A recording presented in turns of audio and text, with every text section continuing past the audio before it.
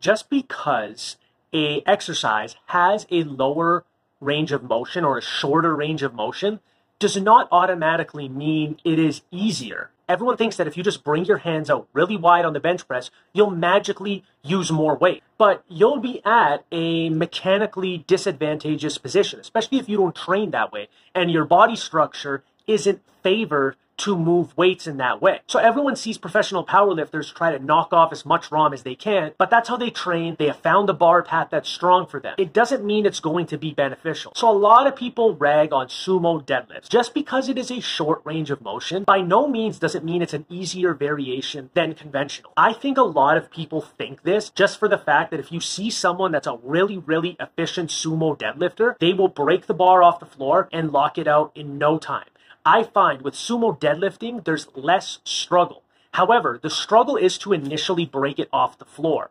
Whereas conventional, it's probably going to be easier to break it off the floor, but then once it's off the floor, it's hard to get going the rest of the way. That's why you see people grind through conventional deadlifts, but you don't really see too many people grind with sumo. Just by popping it off the floor, that's like 80% of the battle. So a wide grip exercise or a wide stance exercise is not automatically going to be stronger just because it's less range of motion.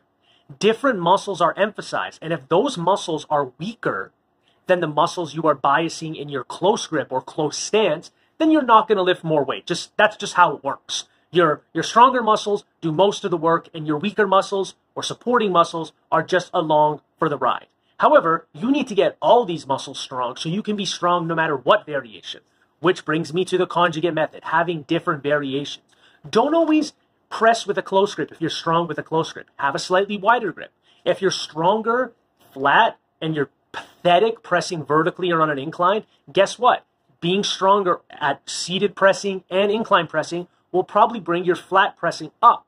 So don't automatically think, oh, I compete with a narrow grip, so I'm never going to have to do any wide grip stuff. And vice versa. Don't just think because you're wide, you never have to go narrow. You should always be bringing up these weaknesses. That's why it's important to have a couple of stances that you can play around with so you can hit these different muscle groups. So in conclusion, longer ranges of motion don't necessarily mean they're harder, and short ranges of motion don't necessarily mean the lift is easy. It all depends on what muscle groups are strong for you and what you practice with the most.